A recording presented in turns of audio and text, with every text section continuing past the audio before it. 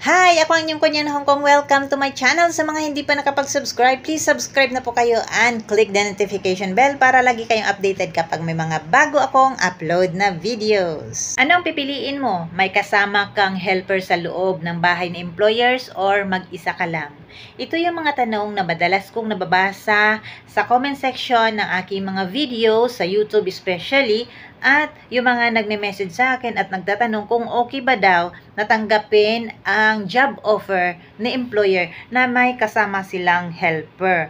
So, for me lang ha, kasi base ito sa aking experience, nakapag-experience na rin ako na may kasamang helpers kasi marami kami. Siguro sa isang bahay dyan sa Pilipinas, 4 kami lahat. 2 driver, so 6 na. 4 na katulong at saka 2 driver. So, masaya sana pakinggan kapag may mga kasama ka sa loob ng bahay, lalo na magkasundo kayo. At ito, unahin natin yung may kasama ha. May kasamang helper sa loob ng bahay. Masarap kapag may kasama kang helper sa loob ng bahay ni employers. Pero, nandyan talaga, hindi maiiwasan ang pag-aaway, sip-sip at mga traiduran. Real talk po yan. Nandyan talaga, hindi talaga maiiwasan ang hindi kayo magkasundo. Magkasundo kayo sa mga katarantaduhan, pero pagdating sa trabaho, nagbibilangan na kayo, umaasa na kayo. Si ganito, trabaho niya ito, hindi ko tutulungan, tapos na ako, papahinga na ako, tapos ikaw naman, bising-busy kayo, mga ganyan. Hindi talaga maiiwasan na mag-away-away kayo guys, lalo na kapag mga kasama ninyo ay mga tuso. So, dito sa Hong Kong, meron din akong mga kaibigan na may kasama sila sa bahay. 2. Kadalasan naman talaga dito 2 lang ang katulong except lang kung big family na talaga, yung malaki na yung bahay, pero bihirang-bihira lang yan. Kung magkaroon man ng kasama sa bahay, 1 lang. So, sa loob ng bahay, 2 lang kayo. May kaibigan ako, hindi sila nagkakasundo. Sip-sip yung isa. Lalo na yung kung sino pa yung nauna sa atin, sila yung parang ayaw nila na masapawan. Parang tingin nila sa'yo, kalaban ka nila. Yung parang, yung feel niya, kompetensya ka niya, at saka yun guys, hindi ka nila tuturuan ng maayos, tapos para pagpagalitan ka, o hindi siya kasali. O di ba minsan may pagka-traidor yung mga kasama natin sa bahay, lalo na yung mga nauna. Aminin natin yan sa mga nagkaroon ng kasama sa bahay, baka na-experience ninyo yan. Kasi sa akin, marami akong experience na ganyan. At saka sa mga kaibigan ko din dito, ganyan yung mga sinasabi nila lagi. Pagdating sa trabaho, nandyan na yung nauna sa'yo, nanggugulang. Dahil nga siya magtuturo sa'yo, utos ng utos, na parang mayordoma na ang dating ng nauna. Hindi naman sa nilalahat ko ha, pero karamihan, ganyan talaga ang nangyayari. Kaya mahirap talaga kapag may kasama ka sa bahay. Kung ako ang papipiliin, no, gusto ko talaga na mag-isa lang. Kagaya ko, ayan, ngayon, mag-isa lang ako dito. Walang sisita sa akin, walang mag-uutos-utos sa akin. Kung may mag-utos man, employers lang. At saka, hindi ko iisipin na ito, gawain ni ganito yun, gawain ni ganyan, hindi ko gagawin. Kaya mas maganda talaga na mag-isa ka lang. Kasi hindi kayo magkukwentahan ng trabaho, kasi wala kang aasahan ikaw lang sa sarili mo kung kailan mo tapusin, or kung nagmamadali ka, o hindi tapusin mo na, gaano ka busy. Yung ganun guys, wala kang aasahan na may gagawa sa iyong trabaho.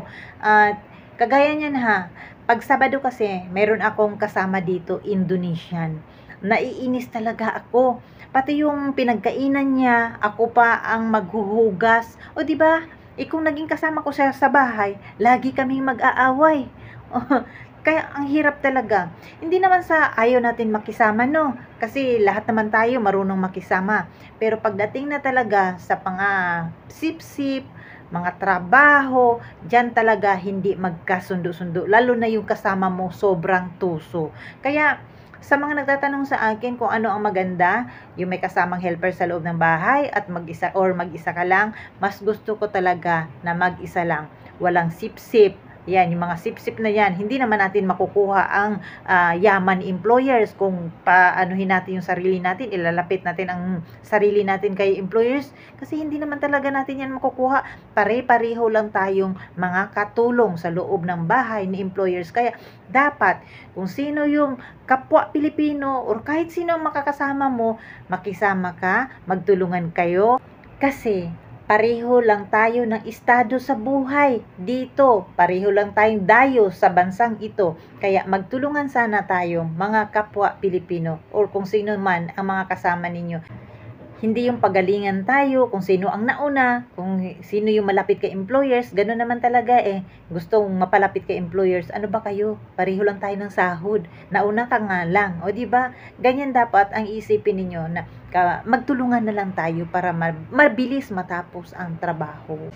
Kaya ayaw na ayaw ko talaga na may kasama sa bahay dahil ang pinakaayaw ko na makita yung sip-sip, yung ginugulangan ako sa trabaho dahil ang iniisip ko talaga pareho lang naman tayong helper sa loob ng bahay ni employers. So bakit hindi na lang tayo magtutulungan? Ako pa naman, pag inuunahan mo ako na pakita yung kasamaan mo, gagantihan kita. Tahimik lang ako minsan, ino-observe ko lang ang ugali mo, pero kapag napuno na ako, talagang hindi rin naman ako paaapi. Oh, kita nyo naman.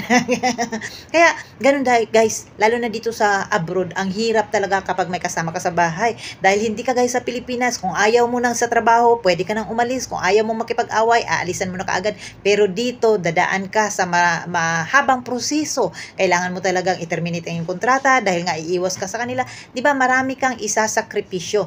Kaya, kung may chance naman kayo na magkaroon ng job offer na may kasama sa bahay, why not try? It depends to the situation naman kasi. Hindi naman pari-pariho ang sitwasyon natin. At saka kung sa tingin mo sa sarili mo mahaba ang iyong pasensya at wala kang pakialam sa kasama mo dahil trabaho lang naman talaga ang pinunta mo dito, subukan po ninyo dahil ikaw lang naman ang nakakilala sa kakayahan mo dahil ikaw yung may alam sa sarili mo guys. Kaya subukan ninyo dahil kapag nandito naman na kayo sa Hong Kong, tapos kapag hindi ninyo kaya ang trabaho, hindi mo kayang makisama, legal naman ang mag-terminate dito. Guys, alam ba ninyo kapag nandito na kayo sa Hong Kong, hindi po mahirap maghanap ng mga employers dito dahil karamihan sa mga employers dito na kumukuha ng mga helpers. Nag-aabang lang sila kung sino yung mga na-terminate or di kaya nag-break contract or finish contract